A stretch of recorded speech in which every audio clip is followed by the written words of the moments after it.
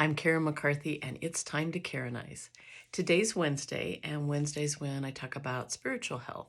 And today I want to talk about something that came up in some reading that I was doing the other day, and it just reminded me again of an issue that I've had in my life. I don't know about you and yours, and that is we get so busy doing God's work that we don't spend time with God. And that sounds like it's a contradiction, but I'm sure if you've had this happen, you know what I'm talking about. We are doing the work of God, but we are so busy doing that, we're so consumed by that, that we don't do what I call tea time with the Father. And that is when we just sit down with God and we just spend time with Him. It can be reading the Bible, it can be reading whatever you want to call it, a spiritual book. It can be just sitting and listening, being quiet, being still. There's so many ways that we can do that. But sometimes we get so busy that we don't. I mean, I have a few little online devotions that I get every day, and I read those most of the time every day. Every once in a while I look back. Here's my dog. He just went outside to go potty. Good job, buddy. Good job.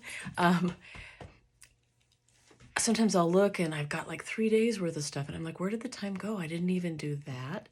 It doesn't mean that I'm not thinking about God during the day, saying little prayers periodically or constantly, depending on the day, but I haven't spent that time. But even those are not the same as sitting down and getting into the Word myself, and sitting down and I have it's like 5 pages now of stuff that I pray, if not every day, once a week or parts of it every day, to just kind of surround myself, my friends, even some of my enemies, if you want to call it that. That's kind of a drastic term, but with God's presence in their lives. Anyway, back to the topic of being too busy. If we go to Luke 10 is one place that talks about it. It talks about Jesus coming into the village where Mary and Martha live.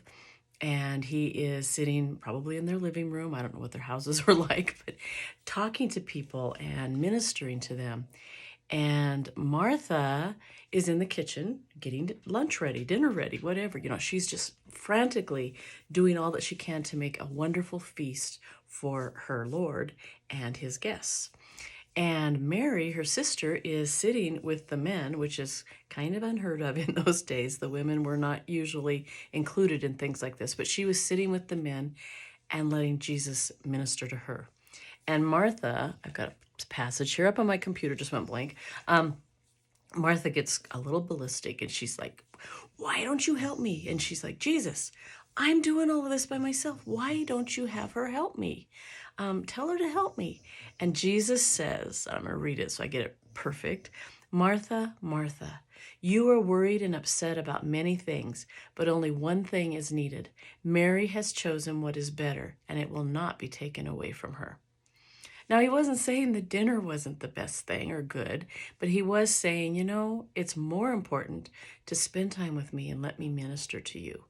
And so that was probably a really hard lesson for Martha.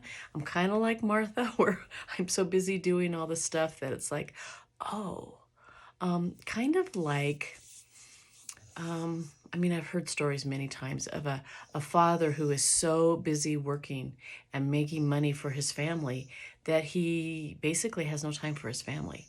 And that even though he loves the family and he's doing all of that for them, can you hear my dog humming?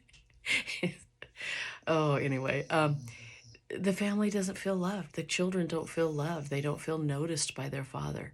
So same kind of a thing.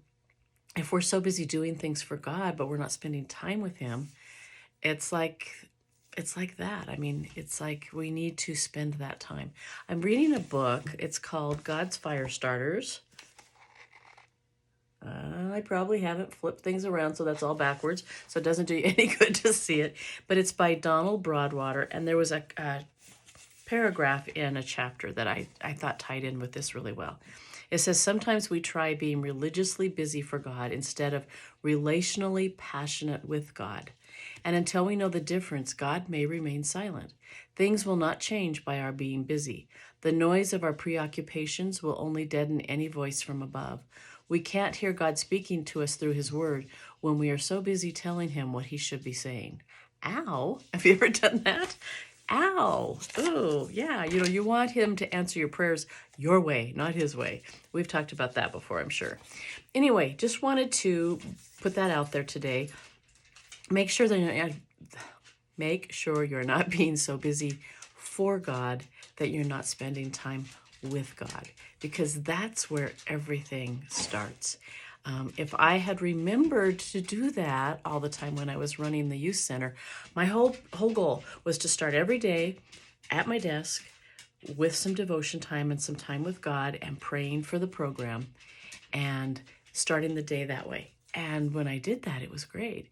But I got so busy with things. Now I've got 2 dogs needing attention. I got so busy with things that sometimes I'd say, well, I'll do that in a little while.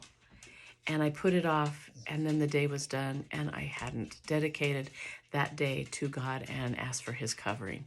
So things might have been a lot different, a lot better. I mean, things were good. Don't get me wrong. He was blessing things. But I can't imagine the difference it would have been had I remembered to do that every single day.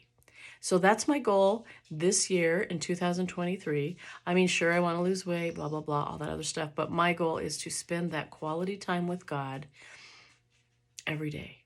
And for me, it works best if I start my day that way, but it also works really well to end your day, just even laying in bed and praying or reading or listening to something, to kind of focus your mind on God before you go to sleep. Really helps with the sleep thing too. So I hope this helps you, and I will talk to you next time. Bye.